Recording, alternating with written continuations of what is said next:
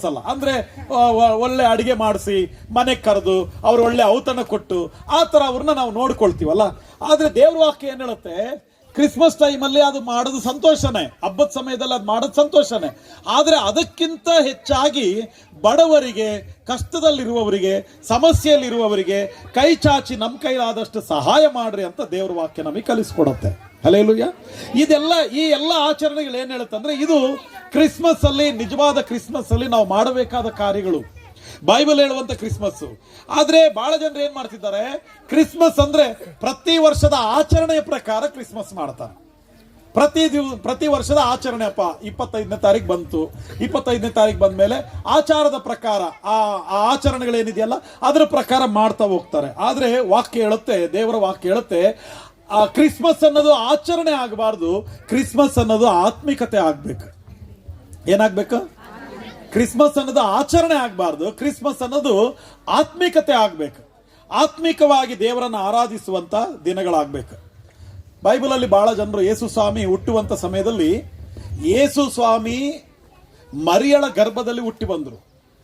ಆ ಹುಟ್ಟುವುದಕ್ಕೆ ಮುಂಚೆ, ಮರಿಯಳು ಗರ್ಭ ಧರಿಸುವುದಕ್ಕೆ ಮುಂಚೆ ದೇವದೂತನು ಪ್ರತ್ಯಕ್ಷ ಆಗಿ ಮರಿಯಳ ಜೊತೆಯಲ್ಲಿ ಮಾತಾಡಿ ಮರಿಯಳಿಗೆ ಹೇಳ್ತಾರೆ, ಲೋಕರಕ್ಷಕನು ನಿನ್ನ ಗರ್ಭದಲ್ಲಿ ಜನಿಸಿ ಬರ್ತಾನೆ ಅಂತ ಹೇಳುವಾಗ ಮರಿಯಳು ಕೈಗಳನ್ನೆತ್ತಿ ದೇವರನ್ನ ಆರಾಧನೆ ಮಾಡ್ತಾಳೆ. ಅಯ್ಯೋ ದೇವರೇ, ಲೋಕರಕ್ಷಕನು ನನ್ನ ಗರ್ಭದಲ್ಲಿ ಜನಿಸಿ ಬರ್ತಾನ, ದೇವರಿಗೆ ಮಹಿಮೆ ಅಂತ ಹೇಳಿ ಸಂತೋಷವಾಗಿ ಮರಿಯಳು ದೇವರನ್ನ ಆರಾಧನೆ ಮಾಡ್ತಾಳೆ.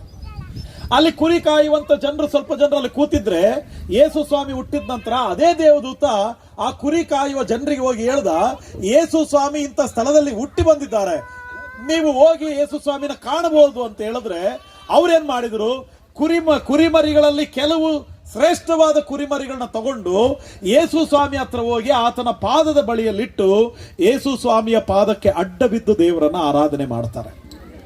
ಅದಾದ ನಂತರ ಅದೇ ದೇವದೂತ ಜೋಯಿಸರಿಗೆ, ಜ್ಞಾನಿಗಳಿಗೆ ಪ್ರತ್ಯಕ್ಷ ಆಗಿ ಜ್ಞಾನಿಗಳ ಜೊತೆಯಲ್ಲಿ ಮಾತಾಡುವಾಗ, ಓ ಲೋಕರಕ್ಷಕನು ಹುಟ್ಟಿ ಬಂದಿದ್ದಾನಂತೆ, ಯೇಸು ಜನಿಸಿ ಬಂದಿದ್ದಾರಂತೆ, ಅವರು ಇಂಥ ಕಡೆಯಲ್ಲಿ ಜನಿಸಿ ಬಂದಿದ್ದಾರಂತೆ ಅಂತ ಹೇಳಿ, ನಾನು ಅವಾಗಲೇ ಹೇಳಿದ್ನಲ್ಲ, ಆ ನಕ್ಷತ್ರವನ್ನ ನೋಡ್ತಾ ನೋಡ್ತಾ ಆ ನಕ್ಷತ್ರ ಎಲ್ಲಿ ದಾರಿ ತೋರಿಸುತ್ತೋ ಆ ದಾರಿ ಉದ್ದಕ್ಕೂ ಬಂದು ಯೇಸು ಸ್ವಾಮಿ ಅಲ್ಲಿ ಜನಿಸಿದ್ರೆ, ಆ ಸಣ್ಣ ಕೂಸಾಗಿದ್ರೆ ಯೇಸು ಸ್ವಾಮಿಯ ಕೂಸು ಆ ಪಾದಕ್ಕೆ ಆ ಜ್ಞಾನಿಗಳು ಅಡ್ಡ ಬಿದ್ದು ದೇವರನ್ನ ಆರಾಧನೆ ಮಾಡಿ ಬರ್ತಾರೆ. ಅಂದ್ರೆ ಅವರು ಸಾಮಾನ್ಯವಾದ ಜ್ಞಾನಿಗಳಲ್ಲ, ಅವರು ನಕ್ಷತ್ರಗಳನ್ನು ನೋಡಿ ಒಬ್ಬ ಮನುಷ್ಯನ ಜೀವನವನ್ನ ಹೇಳುವ ಜ್ಞಾನ ಇರುವವರು. ಅಂತ ಜ್ಞಾನಿಗಳು ಯೇಸು ಸ್ವಾಮಿಯ ಪಾದಕ್ಕೆ ಅಡ್ಡ ಬಿದ್ದು ಆರಾಧನೆ ಮಾಡ್ತಾರೆ. ಯೇಸು ಸ್ವಾಮಿ ಮರಿಯಳ ಗರ್ಭದಲ್ಲಿರುವಾಗ ಯೋಹಾನನ ತಾಯಿಯಾಗಿರುವಂತ ಎಲಿಜಬೆತಳು, ಅವರಿಬ್ಬರು ಒಬ್ಬರಿಗೊಬ್ಬರು ಭೇಟಿ ಆಗ್ತಾರೆ. ಆಗ ಮರಿಯಳಿಗೆ 3 ತಿಂಗಳು, ಎಲಿಜಬೆತಳಿಗೆ 9 ತಿಂಗಳು. ಆಗ ಅವರಿಬ್ಬರು ಒಬ್ಬರಿಗೊಬ್ಬರು ಭೇಟಿ ಆದಾಗ ದೇವರ ವಾಕ್ಯ ಹೇಳುತ್ತೆ, ಗರ್ಭದಲ್ಲಿರುವ ಕೂಸು ಹಾರಾಡಿ ದೇವರನ್ನ ಸ್ತುತಿ ಮಾಡ್ತು ಅಂತ ದೇವರ ವಾಕ್ಯ ಹೇಳುತ್ತೆ. ಗರ್ಭದ ಕೂಸು ದೇವರನ್ನ ಆರಾಧನೆ ಮಾಡ್ತು. ಕುರಿ ಕಾಯುವ ಜನರು ದೇವರನ್ನ ಆರಾಧನೆ ಮಾಡಿದರು. ಜ್ಞಾನಿಗಳು, ಪಂಡಿತರು, ಜೋಯಿಸರು ದೇವರನ್ನ ಆರಾಧನೆ ಮಾಡಿದರು. ಮರಿಯಳು, ಹೆತ್ತಂತ ತಾಯಿ ಮರಿಯಳು ಸಹ ಯೇಸು ಸ್ವಾಮಿನ ಆರಾಧನೆ ಮಾಡಿದರು.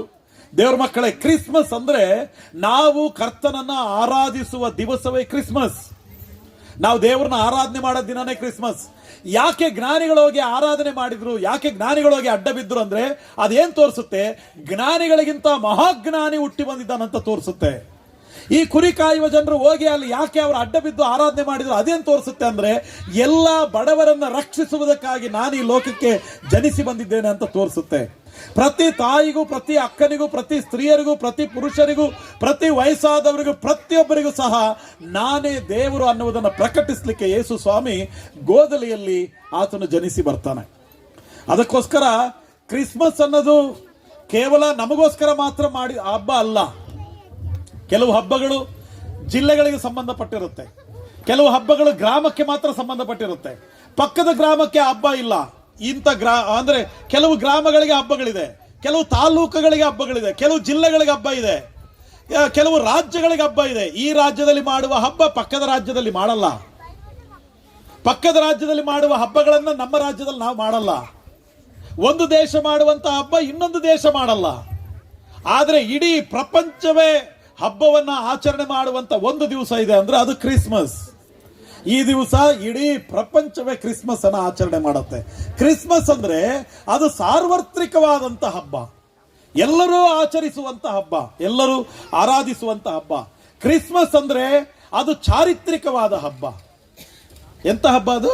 ಚಾರಿತ್ರಿಕವಾದ ಹಬ್ಬ. ಕ್ರಿಸ್ಮಸ್ ಹಬ್ಬಕ್ಕೆ ಒಂದು ಚರಿತ್ರೆ ಇದೆ. ಯೇಸು ಸ್ವಾಮಿಗೆ ಒಂದು ಚರಿತ್ರೆ ಇದೆ. ನಾವು ಬಹಳಷ್ಟು ಜನರಿಗೆ ರಾಜರ ಚರಿತ್ರೆ ಗೊತ್ತು, ಬಹಳಷ್ಟು ಜನರಿಗೆ ವಿಜ್ಞಾನಿಗಳ ಚರಿತ್ರೆ ಗೊತ್ತು. ಆದರೆ ಚರಿತ್ರಕಾರರಿಗೆ ಮೀರಿಸುವಂತ ಚರಿತ್ರಕಾರನು ಬಂದಿದ್ದಾನೆ. ಆತನು ಸರ್ವೇಶ್ವರನಾದ ಯೇಸು ಕ್ರಿಸ್ತನು. ಆತನು ಹುಟ್ಟಿದ ನಂತರವೇ ಕ್ರಿಸ್ತ ಶಕ ಮತ್ತು ಕ್ರಿಸ್ತ ಪೂರ್ವ ಅಂತ ಆಯ್ತು. ನಿನ್ನ ಹುಟ್ಟಿದ ದಿನಾಂಕವನ್ನು ಹೇಳಬೇಕಾದ್ರೆ ನೀನು ಯೇಸು ಸ್ವಾಮಿ ಹೆಸರು ಹೇಳಲೇಬೇಕು.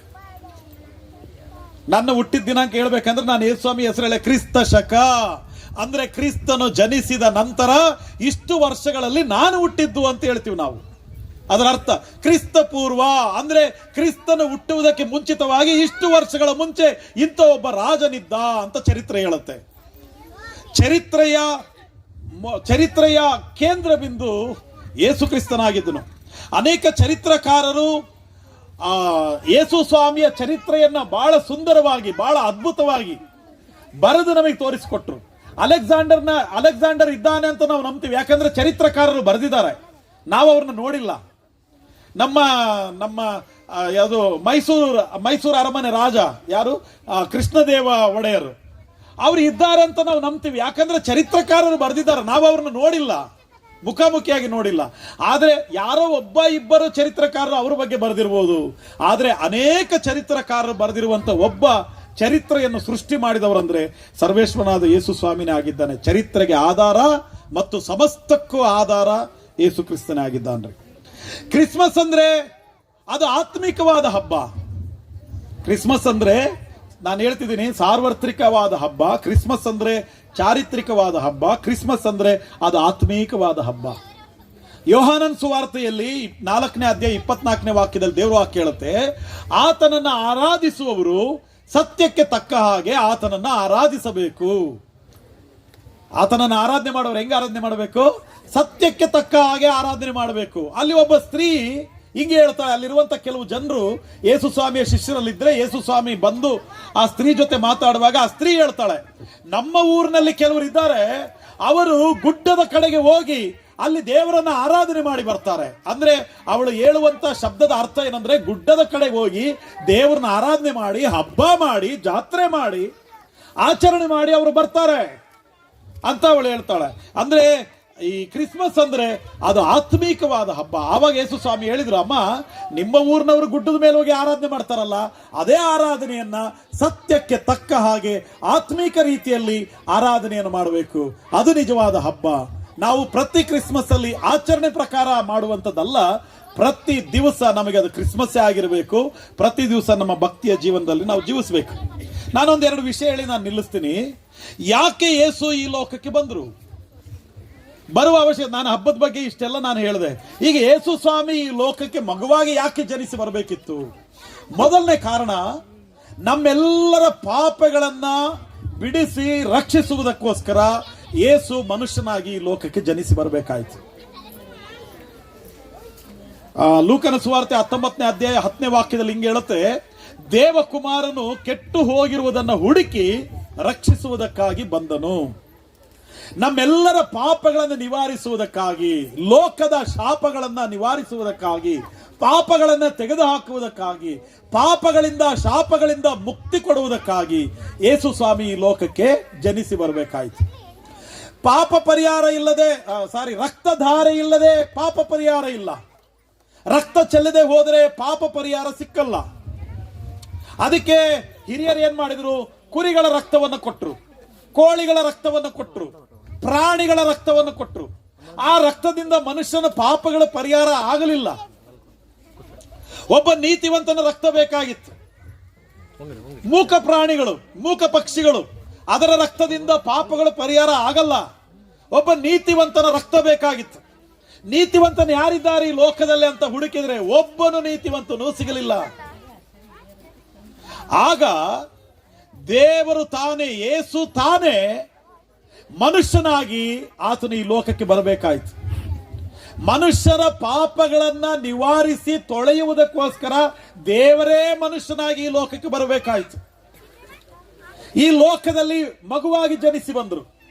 33 ವರ್ಷಗಳ ಕಾಲ ಈ ಲೋಕದಲ್ಲಿ ಜೀವಿಸಿದರು. ಆತನ 34ನೇ ಪ್ರಾಯದಲ್ಲಿ ಶಿಲುಬೆಯ ಮರಣಕ್ಕೆ ಆತನು ಒಳಗಾದ. ಧಾರಾಕಾರವಾಗಿ ಆತನ ರಕ್ತ ಭೂಮಿಗೆ ಚೆಲ್ತು. ದೇವ್ರ ವಾಕ್ಯ ಹೇಳುತ್ತೆ, ಯಾರೆಲ್ಲ ಆತನ ಹೆಸರಿನಲ್ಲಿ ದೇವರೇ ನನ್ನ ಪಾಪಗಳನ್ನು ಕ್ಷಮಿಸು, ನನ್ನ ತಪ್ಪುಗಳನ್ನು ಕ್ಷಮಿಸು, ನನ್ನ ಶಾಪಗಳನ್ನು ತೆಗೆದು ಬಿಡು ಅಂತ ಯಾರೆಲ್ಲ ಪಶ್ಚಾತ್ತಾಪ ಪಟ್ಟು ದೇವರಲ್ಲಿ ಪ್ರಾರ್ಥನೆ ಮಾಡ್ತಾರೋ ಅವರ ಎಲ್ಲ ಪಾಪಗಳನ್ನು ನಿವಾರಿಸಲಿಕ್ಕೆ ನನ್ನ ದೇವರು ಶಕ್ತನಾಗಿದ್ದಾನೆ. ಅದಕ್ಕೋಸ್ಕರ ಆತನು ಯಾಕೆ ಬಂದರು ಅಂದ್ರೆ, ಪಾಪಗಳಿಂದ ನಮ್ಮನ್ನ ಬಿಡಿಸಿ ರಕ್ಷಿಸುವುದಕ್ಕಾಗಿ ಯೇಸು ಸ್ವಾಮಿ ಈ ಲೋಕಕ್ಕೆ ಬಂದರು. ಎರಡನೇ ಕಾರಣ ಯಾಕೆ ಯೇಸು ಸ್ವಾಮಿ ಈ ಲೋಕಕ್ಕೆ ಬಂದರು ಅಂದ್ರೆ, ನಮ್ಮಲ್ಲಿರುವ ಭಯವನ್ನ ತೆಗೆದು ಹಾಕಲಿಕ್ಕಾಗಿ, ಮನುಷ್ಯನಲ್ಲಿರುವ ಭಯವನ್ನ ತೆಗೆಯುವುದಕ್ಕಾಗಿ ಯೇಸು ಸ್ವಾಮಿ ಈ ಲೋಕಕ್ಕೆ ಬಂದರು. ಲೂಕನ ಸುವಾರ್ತೆ 2ನೇ ಅಧ್ಯಾಯ 10ನೇ ವಾಕ್ಯದಲ್ಲಿ ವಾಕ್ಯ ಹೇಳುತ್ತೆ, ದೇವದೂತರ ದಂಡು ಒಂದು ದೊಡ್ಡ ಶಬ್ದವನ್ನು ಮಾಡಿ ಹೇಳುತ್ತೆ, ಪರಲೋಕದಲ್ಲಿ ದೇವರಿಗೆ ಮಹಿಮೆ ಆಗಬೇಕು, ಭೂಲೋಕದಲ್ಲಿ ದೇವಜನರಿಗೆ ಶಾಂತಿ ಆಗಬೇಕು. ಆವಾಗ ದೇವದೂತರು ಬಂದು ಅಲ್ಲಿರುವಂತ ಜನರಿಗೆ ಹೇಳ್ತಾನೆ, ಭಯ ಪಡಬೇಡಿರಿ. ಕುರಿ ಕಾಯುವಂತ ಜನರಿಗೆ ಪ್ರತ್ಯಕ್ಷ ಆದ ನಂತರ ಮೊದಲು ಹೇಳಿದ ಮಾತು, ಭಯ ಪಡಬೇಡ್ರಿ, ನಿಮಗೋಸ್ಕರ ಒಬ್ಬ ರಕ್ಷಕನು ಜನಿಸಿದ್ದಾನೆ. ಅಂದ್ರೆ ಅದರ ಅರ್ಥ, ನಮ್ಮೊಳಗಿರುವಂತ ಭಯವನ್ನ ತೆಗೆದು ಹಾಕುವುದಕ್ಕಾಗಿಯೇ ಯೇಸು ಸ್ವಾಮಿ ಮನುಷ್ಯನಾಗಿ ಲೋಕಕ್ಕೆ ಜನಿಸಿ ಬಂದರು. ಏನ್ ಭಯ ರೀ? ಏನಿದೆ ಭಯ ನಮಗೆ?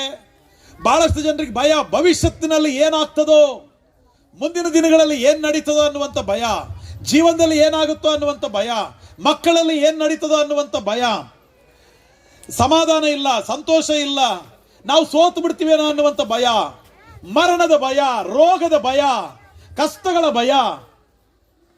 ಈ ತರದ ಭಯವನ್ನ ತೆಗೆದು ಹಾಕುವುದಕ್ಕಾಗಿ ಯೇಸು ಈ ಲೋಕಕ್ಕೆ ಮನುಷ್ಯನಾಗಿ ಆತನು ಜನಿಸಿ ಬಂದನು. ನಮ್ಮೆಲ್ಲರಲ್ಲಿ ಕೂಡ ಒಂದು ರೀತಿ ಭಯ.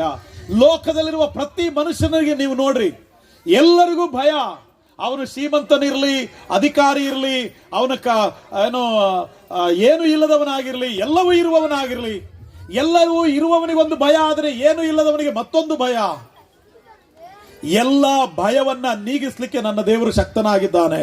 ಈ ಕ್ರಿಸ್ಮಸ್ ದಿವಸ ನಾನು ನಿಮಗೆ ಹೇಳ, ನಿಮ್ಮ ಹೃದಯದಲ್ಲಿ ಯಾವ ಭಯವು ಕಾಡ್ತಿದೆಯೋ, ನಿಮ್ಮ ಜೀವನದಲ್ಲಿ ಯಾವ ಭಯವು ಕಾಡುತ್ತಿದೆಯೋ ಆ ಎಲ್ಲ ಭಯವನ್ನ ನೀಗಿಸ್ಲಿಕ್ಕೆ ನನ್ನ ದೇವರು ಶಕ್ತನಾಗಿದ್ದಾನ್ರಿ. ನಾವು ನಂಬಬೇಕು, ಕರ್ತನ ಸನ್ನಿಧಾನದಲ್ಲಿ ಪ್ರಾರ್ಥಿಸಬೇಕು, ದೇವರನ್ನ ವಿಜ್ಞಾಪಿಸಬೇಕು, ವಿಶ್ವಾಸದಿಂದ ಮುಂದೆ ಸಾಗಬೇಕು. ಕರ್ತನ ಸನ್ನಿಧಾನದಲ್ಲಿ ನಮ್ಮ ಪಾಪಗಳನ್ನ ಪರಿಹಾರಕ್ಕಾಗಿ ನಾವು ಪ್ರಾರ್ಥಿಸಿ ಪ್ರಾಯಶ್ಚಿತ್ತ ಪಡಬೇಕು. ನಮ್ಮ ಎಲ್ಲ ಭಯವನ್ನ ಆತನ ನೀಗಿಸ್ತಾನೆ. ಮೂರನೇ ಕಾರಣ, ಆತನು ಯಾಕೆ ಈ ಲೋಕಕ್ಕೆ ಬಂದನಂದ್ರೆ, ನಮಗೆ ಶಾಂತಿಯನ್ನ, ಸಮಾಧಾನವನ್ನ, ಸಂತೋಷವನ್ನ ಕೊಡುವುದಕ್ಕಾಗಿ ಯೇಸು ಈ ಲೋಕಕ್ಕೆ ಮನುಷ್ಯನಾಗಿ ಜನಿಸಿ ಬಂದನು. ಏನ್ ಕೊಡಕ್ಕೆ? ಶಾಂತಿ, ಸಮಾಧಾನ, ಸಂತೋಷ ಕೊಡ್ಲಿಕ್ಕೆ. ನಿಮ್ಮ ಪಕ್ಕದವ್ರಿಗೆ ಹೇಳ್ತೀರಾ ಮಾತು? ಶಾಂತಿ, ಸಮಾಧಾನ, ಸಂತೋಷ ಕೊಡಕ್ಕೆ ಯೇಸು ಸ್ವಾಮಿ ಈ ಲೋಕಕ್ಕೆ ಜನಿಸಿ ಬಂದ್ರು. ಇದೀರಾ?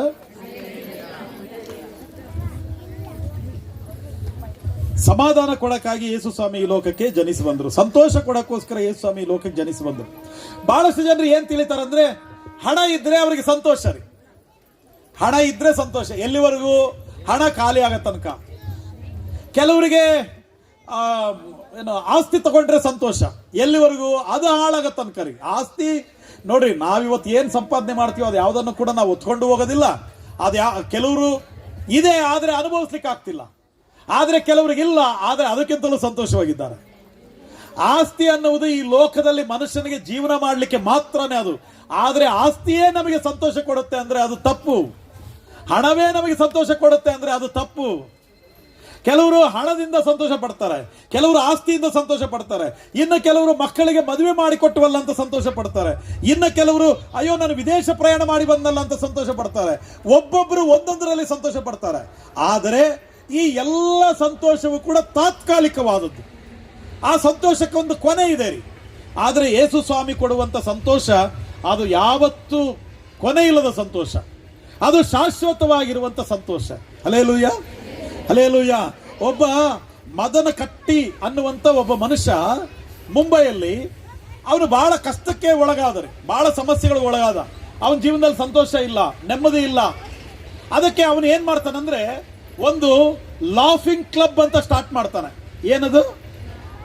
ಏನದು ಲಾಫಿಂಗ್ ಕ್ಲಬ್ ಅಂದ್ರೆ ನಗುವಂತ ಕ್ಲಬ್ ನ ಸ್ಟಾರ್ಟ್ ಮಾಡ್ತಾನೆ. ನೀವು ಕ್ಲಬ್ ಅಂದ್ರೆ ಇನ್ ತಿಳ್ಕೊಬೇಡ್ರಿ, ಡ್ಯಾನ್ಸ್ ಗೀನ್ಸ್ ಮಾಡ್ತಾರಲ್ಲ ಟಿವಿಗಳಲ್ಲಿ, ಅದಲ್ಲ.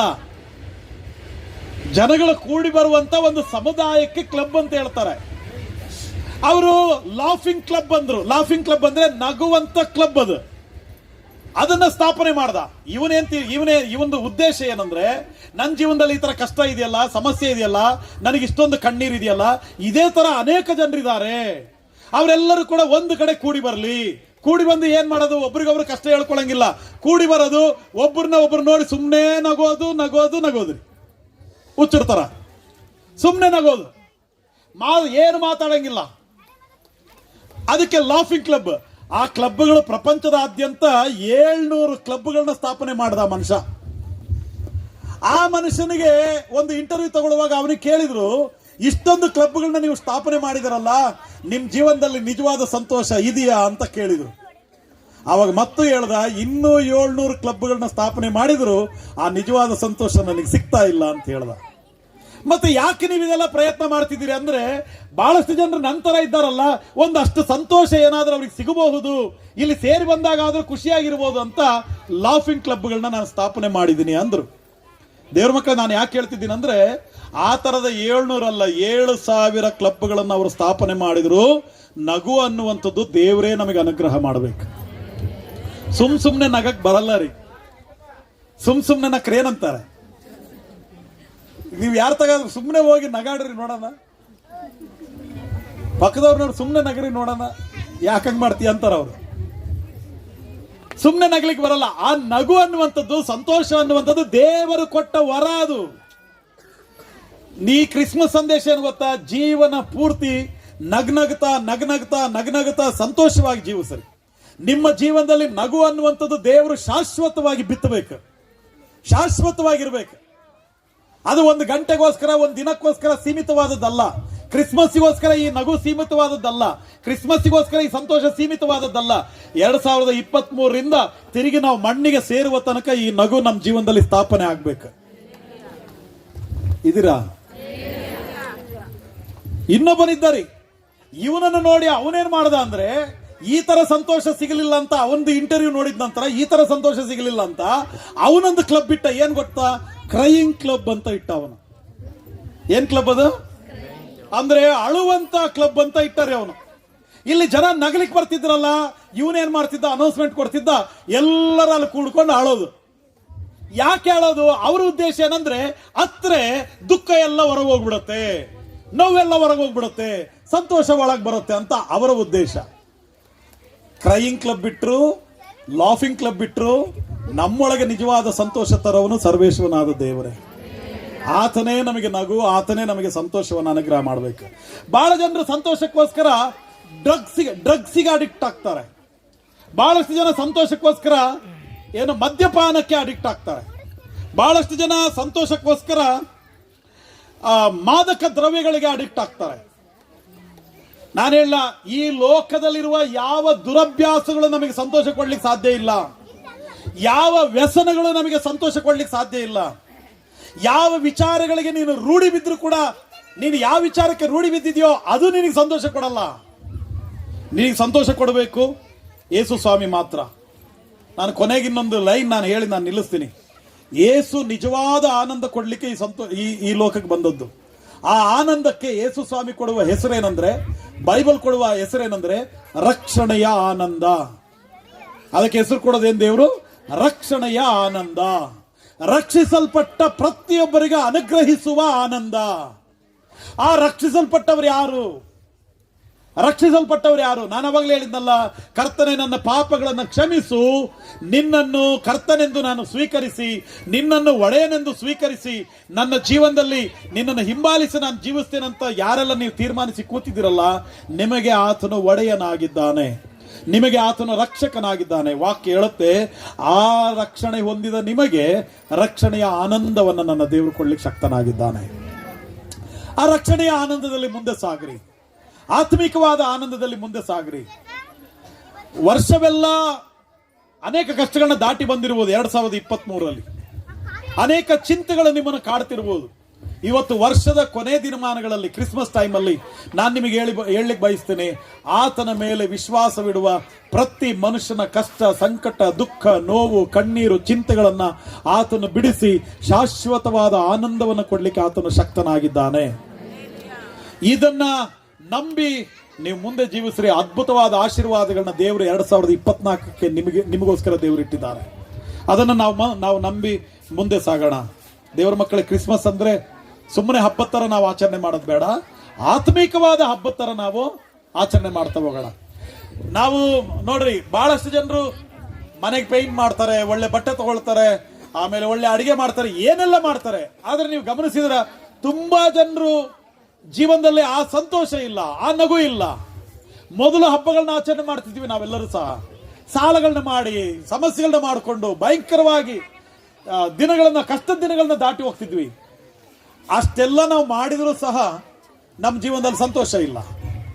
ಮತ್ತೆ ಆ ಸಾಲಗಳನ್ನ 6 ತಿಂಗಳು, ವರ್ಷ ತೀರಿಸ್ತಾ ಕೂರ್ಬೇಕು, ಹಬ್ಬಕ್ಕೋಸ್ಕರ ಮಾಡಿದ ಸಾಲನ.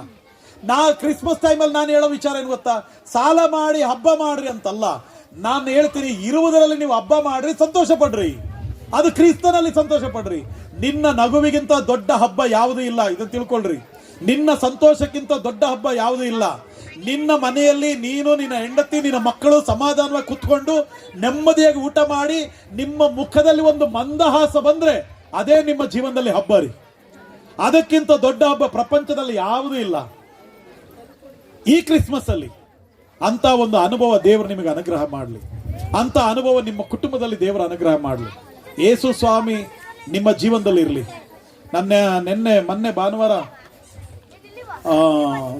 ಮೊನ್ನೆ ಶನಿವಾರ ನಾನು ದಾವಣಗೆರೆಯಲ್ಲಿ ನಾನು ಒಂದು ಕತೆ ಹೇಳ್ತಿದ್ದೇನೆ. ಒಂದು 5 ನಿಮಿಷ ನಾನು ನಿಲ್ಲಿಸ್ತೀನಿ, ಕೇಳಿಸ್ಕೊಳ್ರಿ. ಮಕ್ಕಳು ಮಾತಾಡಬಾರ್ದು. ಯೇಸು ಅಂದ್ರೆ ಅದರ ಅರ್ಥ ಇಮ್ಮಾನುವೇಲ್ ಅಂತ. ಇಮ್ಮಾನುವೇಲ್ ಅಂದ್ರೆ ದೇವರು ನಮ್ಮ ಕೂಡ ಇದ್ದಾನೆ ಅಂತ. ನಮ್ಮ ಕೂಡ ಯಾಕೆ ಇರ್ತಾನೆ ದೇವರು ಅಂದ್ರೆ 2 ಕಾರಣಕ್ರಿ. ಒಂದು, ನಮ್ಮನ್ನ ರಕ್ಷಣೆ ಮಾಡಲಿಕ್ಕೆ. ಇನ್ನೊಂದು, ನಮ್ಮ ಜೊತೆಯಲ್ಲಿರ್ಲಿಕ್ಕೆ, ನಮ್ಮ ಎಲ್ಲ ಅವಶ್ಯಕತೆಗಳನ್ನ ತೀರಿಸಲಿಕ್ಕೆ. ಇಮ್ಮಾನುವೇಲ್ ಅಂದ್ರೆ ನಮ್ಮ ಜೊತೆ ಇರುವ ದೇವರು. ರಕ್ಷಣೆ ಮಾಡ್ಬೇಕಂದ್ರೆ ನಮ್ಮ ಜೊತೆಯಲ್ಲಿರ್ಬೇಕು, ನಮ್ಮ ಜೊತೆಯಲ್ಲಿ ಇರ್ತಾರ ಅವರು. 2ನೇ ಕಾರಣ, ಆತನು ಯಾಕೆ ನಮ್ಮ ಜೊತೆಯಲ್ಲಿ ಇರ್ತಾರಂದ್ರೆ ನಮ್ಮ ಎಲ್ಲ ಅವಶ್ಯಕತೆಗಳನ್ನ ಪೂರೈಸಲಿಕ್ಕೆ. ನಾನು ಮತ್ತೊಂದು ಮಾತು ಹೇಳಿಲ್ಲ, ಯೇಸು ಸ್ವಾಮಿ ಈ ಲೋಕಕ್ಕೆ ಯಾಕೆ ಜನಿಸಿ ಬಂದ್ರು ಅಂದ್ರೆ ಅದು ಒಂದು ಕಾರಣ, ನಮ್ಮ ಎಲ್ಲ ಅವಶ್ಯಕತೆಗಳನ್ನ ತೀರಿಸಲಿಕ್ಕೆ. ಒಬ್ಬ ರಾಜ ರೀ, ಆ ರಾಜನ ಮಗ ರಾಜಕುಮಾರ, ಅವನೊಂದ್ಸಾರಿ ಕಾಡಿಗೆ ಹೋದ ಬೇಟೆ ಮಾಡ್ಲಿಕ್ಕೆ ಅಂತ. ಒಬ್ಬನ ಜೊತೆಯಲ್ಲಿ ಸೈನಿಕನನ್ನು ಕರ್ಕೊಂಡು ಜೊತೆಯಲ್ಲಿ ಹೋಗಿದ್ದಾರೆ. ಕಾಡಿಗೆ ಹೋದ್ರೆ ಅಲ್ಲಿರುವಂತ ಕಾಡು ಜನರು ಇವನನ್ನ ಸಂಹಾರ ಮಾಡ್ಬೇಕಂತ, ಸಾಯಿಸ್ಬೇಕು ಅಂತ ಇವನನ್ನ ಎಳ್ಕೊಂಡು ಹೋಗ್ಬಿಟ್ರು. ಹೋಗ್ತಾ ಇರುವ ದಾರಿಯಲ್ಲಿ ಅಲ್ಲೊಂದು 3 ಜನ ಹಳ್ಳಿ ಹುಡುಗರು, ಒಂದು 3 ಜನ ಹಳ್ಳಿಯಲ್ಲಿರುವಂತ ಯುವಕರು, ಅವರು 3 ಜನ ಆ ದಾರಿಯಲ್ಲಿ ಹೋಗ್ತಿದ್ರು. ಆ ದಾರಿಯಲ್ಲಿ ಹೋಗ್ತಾ ಇರ್ಬೇಕಾದ್ರೆ ಈ ರಾಜಕುಮಾರನನ್ನ ಹಿಡ್ಕೊಂಡು ಹೋಗೋದನ್ನ ನೋಡಿ ಇವರು ನಮ್ಮ ರಾಜಕುಮಾರ ಅಲ್ಲ ಅವನು ಅಂತ ಗೊತ್ತಾಗಿ ಆ ಕಾಡು ಜನರ ಮೇಲೆ ಹೋರಾಡಿ ಭಯಂಕರ ಫೈಟ್ ಮಾಡಿ ಆ ರಾಜಕುಮಾರನನ್ನ ಬಿಡಿಸ್ಕೊಂಡು ಕರ್ಕೊಂಡು ಬಂದ್ರು. ಅರಮನೆ ಕರ್ಕೊಂಡು ಬಂದು ಅವನನ್ನು ಬಿಟ್ಟರು. ಆವಾಗ ಆ ರಾಜಕುಮಾರ ಅವ್ರ ಅಪ್ಪನಿಗೆ, ರಾಜನಿಗೆ ಹೇಳ್ತಾನೆ, ಅಪ್ಪ, ಇವರು 3 ನನ್ನನ್ನು ಕಾಪಾಡಿದ್ರು, ಇವ್ರು ಏನು ಕೇಳ್ತಾರೋ ಅದನ್ನ ಕೊಟ್ಟು ಬಿಡ್ರಿ ಅಂತ ಹೇಳ್ದ. ಅವಾಗ ರಾಜ ಏನ್ ಮಾಡ್ದಂದ್ರೆ ಮಂತ್ರಿಗಳನ್ನ, ಅಲ್ಲಿರುವಂತ ಅಧಿಕಾರಿಗಳನ್ನೆಲ್ಲರನ್ನ ಕರೆಸಿ ಒಂದು ಸಭೆ ಮಾಡ್ಬಿಟ್ಟು ಆ ಹುಡುಗರನ್ನ 3 ಜನನ ನಿಲ್ಲಿಸಿ ಆ 3 ಜನಕ್ಕೆ ಕೇಳ್ದ, ಏನ್ ಬೇಕಪ್ಪ ನಿಮಗೆ ಅಂದರಿ. ಏನ್ ಬೇಕು ನಿಮಗೆ, ಏನ್ ಕೇಳ್ತೀರಾ ಕೇಳ್ರಿ, ನಾನು ರಾಜ, ನಾನು ನೀವೇನ್ ಕೇಳ್ತೀರೋ ನಿಮಗೆ ಕೊಡ್ತೀನಿ.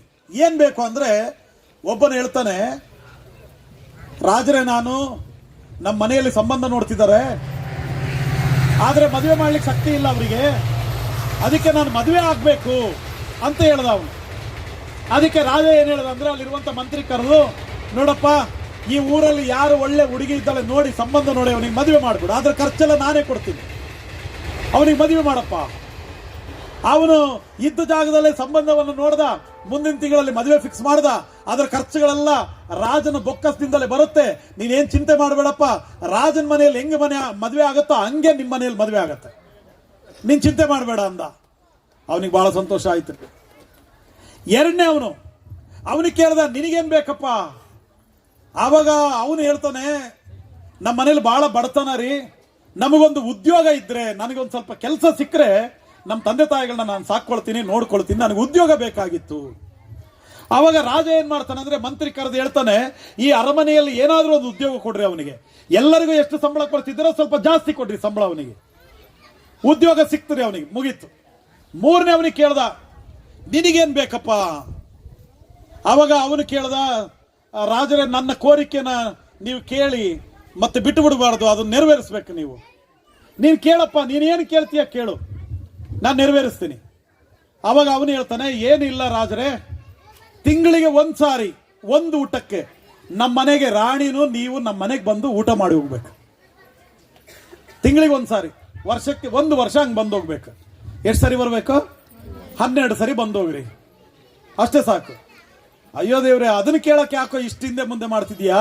ಬರ್ತೀನಿ ನಡಿ ಅಂದ ರಾಜಾರಿ. ಆಯ್ತು ನಡಿ ಬರ್ತೀನಿ. ನೆಕ್ಸ್ಟ್ ಆ ತಿಂಗಳು ಬರ್ಬೇಕಾಗಿತ್ತು. ಎಲ್ಲರೂ ಮಾತಾಡ್ತಾ ಇದ್ರು, ಅಲ್ಲ ಹುಡುಗ ಮದುವೆ ಆಗ್ಬೇಕಂತ ಕೇಳ್ದ, ಒಳ್ಳೆ ಸಂಬಂಧ ಸಿಕ್ತು, ಇವನಿಗೆ ಕೆಲಸ ಬೇಕಂದ, ಅವನಿಗೆ ಒಳ್ಳೆ ಕೆಲಸ ಸಿಕ್ತು, ಇವನೇನ್ ಮಾರ ಇವನ್ ಕೇಳಿ ರಾಜನ ಸಾಕಕ್ಕಾಗತ್ತಾ, ರಾಜನ್ ನೋಡಕ್ಕಾಗತ್ತಾ, ರಾಜನಿಗೊಂದು ಊಟ ಕೊಡಕ್ಕಾಗತ್ತಾ, ಮೊದಲೇ ಬಡವ ಅಂತ ಜನರು ಅವನು ಮೂರ್ಖ ಅಂತ ಮಾತಾಡಿದ್ರು. ಇವನು ಮಾತ್ರ ಏನ್ ಹೇಳ್ತಾನೆ, ತಿಂಗಳಿಗೆ ಒಂದ್ಸಾರಿ ಬಂದೋಗ್ರಿ, 12 ತಿಂಗಳು ಬಂದೋದ್ರೆ ಸಾಕು ನನಗೆ ಅದೇ ಇನ್ನೇನು ಬೇಕಾಗಿಲ್ಲ ಅಂತಾನೆ. ಅವಾಗ ರಾಜ ಒಬ್ರು ಮನೆಗೆ ಬರ್ಬೇಕಂದ್ರೆ ರಾಜ ನಮ್ ತರ ನೆನ್ಸ್ಕೊಂಡ ತಕ್ಷಣ ಹೋಗೋದಲ್ಲ. ರಾಜನಿಗೆ ಶೆಡ್ಯೂಲ್ ಇರುತ್ತೆ, ಎಂತಿಂತ ಸಮಯಕ್ಕೆ ಎಲ್ಲೆಲ್ಲಿ ಹೋಗ್ಬೇಕಂತಿರುತ್ತೆ. ಆವಾಗ ಇವನು ಮಂತ್ರಿ ಹೋಗಿ ಮುಂದೆ ದಾರಿ ಸರಿ ಮಾಡ್ಬೇಕು ಅವನು. ಅವಾಗ ಮಂತ್ರಿ ಹೋದ, ಅವ್ರ ಮನೆಯನ್ನೆಲ್ಲ ನೋಡ್ದ, ನಾಳೆ ರಾಜ ಬರ್ಬೇಕು, ಇಂದ್ಲ ದಿವಸ ಹೋದ. ಅಲ್ಲಿ ಹೋಗ್ಬಿಟ್ಟು ಎಲ್ಲ ಮನೆಯನ್ನೆಲ್ಲ ನೋಡ್ತಾನೆ, ವಾತಾವರಣ ನೋಡ್ತಾನೆ, ರೋಡ್ ನೋಡ್ತಾನೆ. ರೋಡ್ಗಳೆಲ್ಲ ದೊಡ್ಡ ದೊಡ್ಡ ಗುಂಡಿಗಳು. ಅವ್ರ ಮನೆಗೆ ಹೋಗಿ ನೋಡಿದ್ರೆ ಮನೆ ಪೂರ್ತಿ AC ರೀ, ಏರ್ ಕಂಡೀಷನ್. ಅಂದ್ರೆ ಏನು, ಟಾಪೇ ಇಲ್ಲ ಅದಕ್ಕೆ. ಏರ್ ಕಂಡೀಷನ್ ನೀವು ತಿಳ್ಕೊಬೇಡ್ರಿ, ಕರೆಂಟಿಂದ AC ಹಾಕಿರೋದು. ಟಾಪೇ ಇಲ್ಲ ರೀ, ಮನೆಗೆ ಟಾಪೇ ಇಲ್ಲ. ಎಲ್ಲ ತೂತ್ ಬಿದ್ದಿದೆ, ಗೋಡೆಗಳು ಸರಿಯಾಗಿಲ್ಲ, ಎಲ್ಲ ಕಿತ್ತೋಗಿದೆ, ಕೂತ್ಕೊಳ್ಳಕ್ ಒಂದು ಕುರ್ಚಿ ಇಲ್ಲ, ಸಗಡಿನೆಲ್ಲ ಸಾರಿಸಿರೋ ನೆಲ ಅದು. ಮನೆ ಸಣ್ಣ ಬಾಗಿಲು ಅದು ಕಿತ್ತೋಗಿರೋದು, ಬಗ್ಗಿ ಬರ್ಬೇಕು. ಮಂತ್ರಿ ಆ ಮನೆ ಒಳಗಡೆ ಒಂದ್ಸರಿ ಹಿಂಗ್ ಬಗ್ಗಿ ಬಂದು ನೋಡಿ, ಅಲ್ಲೋ ರಾಜನಿಗೆ ಊಟಕ್ಕೆ ಕರೆದಿಯಲ್ಲ ನೀನು ಅಂದ. ಇಲ್ಲ ಸ್ವಾಮಿ, ನಂದದ ಆಸೆ, ರಾಜ ಬರಬೇಕು, ನಮ್ಮ ಮನೇಲಿ ಊಟ ಮಾಡಿ ಹೋಗ್ಬೇಕು, ನಮ್ಮ ಮನೇಲಿ ಇದ್ದಿದ್ದು ಊಟ ಮಾಡಿ ಹೋಗ್ಬೇಕು. ಅಲ್ಲಪ್ಪ, ನಿಮ್ ಮನೇಲಿ ಇದ್ದಿದ್ದು ಊಟ ಮಾಡಿ ಹೋಗ್ತಾನ ರಾಜ? ಹಂಗಾಗಲ್ಲೋ. ಮತ್ತೆ ಏನ್ ಮಾಡೋದು ಸ್ವಾಮಿ, ನನ್ನ ಆಸೆ ಅದು, ರಾಜ ಕೇಳಿದಾರೆ, ಆಸೆ ಏನಪ್ಪಾ ಅಂದ್ರು, ನನ್ನ ಮನೆಗೆ ಬಂದು ಊಟ ಮಾಡೋಗ್ರಿ ಅಂತ ನಾನು ಹೇಳಿದೀನಿ. ಹಂಗಲ್ಲ, ನೀನ್ ಸುಮ್ನಿರಪ್ಪ, ನಾನು ಮಾಡ್ತೀನಿ ಅಂತೇಳಿ ಮಂತ್ರಿ ಹೋಗಿ ರಾಜನಿಗೆ ಹೇಳ್ತಾನೆ, ರಾಜರೇ ಈ ತಿಂಗಳು ಬೇಡ, ಮುಂದಿನ ತಿಂಗಳು ಈ ಡೇಟಿಗೆ ಬರುವಂತ್ರಿ, ಅಲ್ಲಿವರೆಗೂ ಸ್ವಲ್ಪ ಕೆಲಸ ಐತೆ ಅಂತ ಹೇಳಿ ಮಂತ್ರಿ ಬಂದು ಏನ್ ಮಾಡ್ತಾನಂದ್ರೆ, ರಾಜನ ಬೊಕ್ಕಸದಿಂದ ಹಣ ತಗೊಂಡ್ ಬಂದು ಇವನಿಗೆ ಒಳ್ಳೆ ಬಿಲ್ಡಿಂಗ್ ಕಟ್ಕೊಡ್ತಾನ್ರಿ ಆ ತಿಂಗಳಿಗೆ. ಯಾಕಂದ್ರೆ ರಾಜ ಬರ್ಬೇಕಲ್ಲ, ರಾಜ ಅಂತ ಮನೆಗೆ ಬರೋದಿಲ್ಲ. ಅವನಿಗೆ ರಾಜ ಬಂದಾಗ ಕೂತ್ಕೊಳ್ಳಕ್ಕೆ, ರಾಜ ಬಂದಾಗ ಸ್ವಲ್ಪ ರೆಸ್ಟ್ ಮಾಡ್ಲಿಕ್ಕೆ, ರಾಜ ಬಂದಾಗ ಆ ಟೇಬಲ್ ಮೇಲೆ ಊಟ ಮಾಡ್ಲಿಕ್ಕೆ ಎಲ್ಲ ವ್ಯವಸ್ಥೆ ರೀ. ಮನೆ, ಸೋಫಾ ಸೆಟ್ಟು, ಆಮೇಲೆ ಡೈನಿಂಗ್ ಟೇಬಲ್, ಅಡಿಗೆ ಮನೆಗೆ ಬೇಕಾಗಿರೋದು, ಅಡಿಗೆ ತಯಾರು ಮಾಡಕ್ ಬೇಕಾಗಿರೋದು ಎಲ್ಲ ರೆಡಿ ಆಯ್ತ್ರಿ. ಎಲ್ಲ ರೆಡಿ ಆದ್ಮೇಲೆ ಮತ್ತೆ ಹೆಂಗಪ್ಪ ರಾಜನ್ ಕರಿಯನೇನು? ಅಲ್ಲ, ಕರಿಬಹುದು. ರಾಜರಿಗೆ ಏನ್ ಅಡಿಗೆ ಬೇಕಂತ ಒಂದು ಮೆನು ಹೇಳಿದ್ರೆ ಮಾಡಿಸ್ಬೋದು. ಅಲ್ಲಪ್ಪ, ನೀನು ಅದು ಮಾಡಕ್ ಆಗತ್ತ ನಿನ್ ಕೈಲಿ? ಇಲ್ಲ, ನಮ್ಮ ಮನೆಗಿದ್ದಿದ್ದು ಏನೋ ನಾನು ಮಾಡ್ತೀನಿ ಅಂದ. ಮತ್ತೆ ಅಯ್ಯೋ ಹಂಗಲ್ಲ, ತಡಿಯೋ ಮಾರಯ್ಯ ಅಂತಂದು ಮತ್ತೆ ಬೊಕ್ಕಸದಿಂದ ಹಣ ತಗೊಂಡು ಬಂದು ರಾಜನಿಗೆ ಏನು ಅಡಿಗೆಗೆ ಬೇಕು ಅದೆಲ್ಲ ಅಡಿಗೆ ಆ ಬೊಕ್ಕಸದಿಂದ, ಆ ಖಜಾನೆಯಿಂದ ಹಣ ಬಂತ್ರಿ. ಪ್ರತಿ ತಿಂಗಳು ಹಣ ಬರುತ್ತೆ ಇವನಿಗೀಗ. 12 ತಿಂಗಳು ರೀ. ರಾಜನ ಒಂದು ಊಟ ಇವನು 3 ವರ್ಷ ಬದುಕಬಹುದು. ಇವನ್ ಪ್ಲಾನ್ ನೋಡ್ರಿ ಹೆಂಗಿದೆ. ಆಮೇಲೆ ರಾಜ ಬರಕ್ಕೆ ರೆಡಿ ಆಗ್ತಾನೆ. ಮತ್ತೆ ಮಂತ್ರಿ ಹೇಳ್ತಾನೆ, ಮುಂದಿನ ವಾರದಲ್ಲಿ ರಾಜ ಬರಬೇಕು, ಎಲ್ಲ ವ್ಯವಸ್ಥೆ ಆಯ್ತೇನಪ್ಪ ಅಂತಾನೆ. ಮಂತ್ರಿ ಹೇಳ್ತಾನೆ, ರಾಜರೇ ಇನ್ನೊಂದು ಮುಂದಿನ ವಾರ ಅಲ್ಲ ಹೋಗೋದು, ಅಲ್ಲಿವರೆಗೆ ಇನ್ನೊಂದು ಸಣ್ಣ ಕೆಲಸ ಇದೆ, ತಡೀರಿ ಅಂತ ಹೇಳಿ ಆ ಗುಂಡಿಗಳಿದ್ವಲ್ರಿ, ರೋಡ್ ರಸ್ತೆಯಲ್ಲಿ ಗುಂಡಿಗಳು ಭಯಂಕರ ಗುಂಡಿಗಳು. ಆ ಮನೆಗೆ ಒಳ್ಳೆ ಟಾರ್ ರೋಡ್ ಹಾಕ್ಸಿದಾರಿ. ರಥ ಬರ್ಬೇಕಲ್ಲ, ರಾಜ ಅಲ್ಲಾಡಂಗಿಲ್ಲ ರೀ, ರಥ ಕ್ಲೀನ್ ಆಗಿ ಬರ್ಬೇಕು. ಒಳ್ಳೆ ಟಾರ್ ರೋಡ್ ಹಾಕ್ಸಿದಾರಿ. ಆ ಟಾರ್ ರೋಡ್ ಅಲ್ಲಿ ರಥದಲ್ಲಿ ರಾಜ ಬರ್ತಾನೆ ಈಗ ಅವ್ರ ಮನೆಗೆ. ಇಲ್ಲಿ ಕೇಳಿಸ್ಕೊಳ್ರಿ, ಪ್ರತಿ ತಿಂಗಳು ಒಂದ್ಸಾರಿ ರಾಜ 12 ತಿಂಗಳು ಅವ್ರ ಮನೆಗೆ ಬರೋದು ಹೋಗೋದು. ಇವನು ಇಡೀ ಆ ಸಾಮ್ರಾಜ್ಯದಲ್ಲಿ ಫೇಮಸ್ ಹುಡುಗ ಆಗ್ಬಿಟ್ಟ ಇವನು. ರಾಜರು ಬಂದಾರಂತ ಅವ್ರ ಮನೆಗೆ, ರಾಜ ಬಂದನಪ್ಪ ಅವ್ರ ಮನೆಗೆ. ಆ ಎಲ್ಲರೂ ಇವನ ಮನೆ ಹತ್ರ ಬರೋದು. ಮುಂದಿನ ತಿಂಗಳು ರಾಜ ಬರ್ತಾನಲ್ಲ, ಸ್ವಲ್ಪ ಇದು ಮಾಡಿಸ್ಕೊಡಪ್ಪ, ಸ್ವಲ್ಪ ಹಿಂಗೆ ಹೇಳಪ್ಪ, ಸ್ವಲ್ಪ ಇದು ಮಾಡಿಸ್ಕೊಡಪ್ಪ, ನೀನು ಹೇಳಿದ್ರೆ ಕೇಳ್ತಾರಪ್ಪ ರಾಜರು, ಕೆಲಸ ಆಗ್ತೈತಪ್ಪ ಅಂತ ಅವ್ರ ಮನೆ ಮುಂದೆ ಜನ ಅಂದ್ರೆ ಜನ ರೀ. ಹೆಸರು ಬಂತು, ಹಣ ಬಂತು, ಮನೆ ಆಯ್ತು. ಆ ಮನೆ ನೋಡಿ, ಅವ್ರಿರೋ ಸ್ಥಿತಿ ನೋಡಿ ಸಂಬಂಧಗಳು ಬಂದವು. ಮನೆ ಹತ್ರ ಜನ ಅಂದ್ರೆ ಜನ ರೀ. ನಾವೇನು ಕೊಡ್ತೀವಿ, ನಾವೇನು ಕೊಡ್ತೀವಿ, ನಾವೇನು ಕೊಡ್ತೀವಿ ಅಂತ ಸಂಬಂಧ ಬಂತು, ಹಣ ಬಂತು, ಊಟ ಬಂತು, ಅವನ ಭವಿಷ್ಯತ್ ರೂಪುಗೊಳ್ತು, ಸ್ಥಾನ ಬಂತು, ಹೆಸರು ಬಂತು, ಇದೆಲ್ಲ ಬಂತು. ಅವ್ರ ಜೊತೆಲಿದ್ದ ಅವರಿಬ್ಬರಿಗೆ ಏನ್ ಬಂತು? ಒಬ್ಬನಿಗೆ ಮದುವೆ ಆಯ್ತು, ಇನ್ನೊಬ್ರಿಗೆ ಕೆಲಸ ಬಂತು. ಆದ್ರೆ ಇವನಿಗೆ ಮಾತ್ರ ಕೇಳ್ಕೊಂಡಿದ್ದೆಲ್ಲದು ಬಂತು ರೀ. ಯಾಕೆಂದ್ರೆ ಅವ್ರ ಮನೆಗೆ ರಾಜ ಬಂದು ಹೋಗ್ತಾನೆ. ನಾನಿವತ್ತು ಏನ್ ಹೇಳ್ತಿದ್ದೀನಿ ಗೊತ್ತಾ? ಈ ಕ್ರಿಸ್ಮಸ್ ಅಲ್ಲಿ ನಿಮ್ಮನೆಗೊಬ್ಬ ರಾಜ ಬರ್ಬೇಕ್ರಿ. ಆತನು ಯೇಸು ಕ್ರಿಸ್ತನಾಗಿರ್ಬೇಕು. ನಿನ್ನ ಅವಶ್ಯಕತೆಗಳೆಲ್ಲವೂ ಸಂಧಿಸಲ್ಪಡಬೇಕು. ನಿನಗೆ ಬೇಕಾಗಿರುವ ಪ್ರತಿ ಕಾರ್ಯಗಳು, ಪ್ರತಿ ಅದ್ಭುತಗಳು, ಪ್ರತಿ ಮಹಿಮೆಗಳು ನಿನ್ನ ಜೀವನದಲ್ಲಿ ನಡಿಬೇಕು. ಈ ಕ್ರಿಸ್ಮಸ್ ಇಂದ ಮುಂದಿನ ಕ್ರಿಸ್ಮಸ್ಗೆ ಬರುವುದರೊಳಗೆ ನನ್ನ ಜೀವನವನ್ನ ದೇವರು ಸಂಪೂರ್ಣ ಬದಲಾಯಿಸಿದ್ರು ಅನ್ನುವ ಆ ಒಂದು ಅನುಭವ ನಿಮ್ಮ ಜೀವನದಲ್ಲಿ ಆಗ್ಬೇಕು. ಆದ ಕಾರಣ ದೇವರ ಮಕ್ಕಳೇ, ದೇವರು ಈ ವಾಕ್ಯದ ಮೂಲಕ ನಿಮ್ಮನ್ನು ಆಶೀರ್ವಾದ ಮಾಡಲಿ, ನಿಮ್ಮ ಅವಶ್ಯಕತೆಗಳನ್ನೆಲ್ಲ ಪೂರೈಸಲಿ, ದೇವರು ನಿಮಗೆ ಬೇಕಾಗಿರುವ ಪ್ರತಿ ಕಾರ್ಯಗಳನ್ನು ಅನುಗ್ರಹ ಮಾಡಲಿ ಅಂತ ಹೇಳ್ತಾ, ನಿಮ್ಮ ಜೀವನದುದ್ದಕ್ಕೂ ಸಂತೋಷವಾಗಿ ಜೀವಿಸ್ರಿ. 2024 ಹತ್ರ ಬರ್ತಿದೆ, ಇನ್ನೊಂದು ವಾರ ಇದೆ. ಮುಂದಿನ ವಾರಕ್ಕೆ ನಾವು 2024ಕ್ಕೆ ಹೋಗ್ತೀವಿ. 24ರ 23ರ ಎಲ್ಲ ಕಹಿಯ ಅನುಭವಗಳನ್ನು ಮರೆತು ಬಿಡ್ರಿ. ದೇವರು ಮಾಡಿದ ಎಲ್ಲ ಮಹತ್ ಕಾರ್ಯಗಳನ್ನು ನೆನಪು ಮಾಡಿಕೊಂಡು ದೇವರಿಗೆ ಸ್ತುತಿ ಹೇಳ್ರಿ. 2024ಕ್ಕೆ ಹೊಸ ಜೀವಿತಕ್ಕೋಸ್ಕರ ಸಿದ್ಧರಾಗ್ರಿ. ಹೊಸ ಹೊಸ ಅದ್ಭುತಗಳಿಗಾಗಿ, ಹೊಸ ಹೊಸ ಮಹಿಮೆಗಳಿಗಾಗಿ ಸಿದ್ಧರಾಗ್ರಿ. ನಾನು ಸವಾಲು ಮಾಡಿ ಹೇಳ್ತಿದ್ದೀನಿ, ನೀವು ನಂಬಿದ್ರೆ ದೇವರ ಮಹಿಮೆಯನ್ನು ಕಾಣ್ತೀರಾ.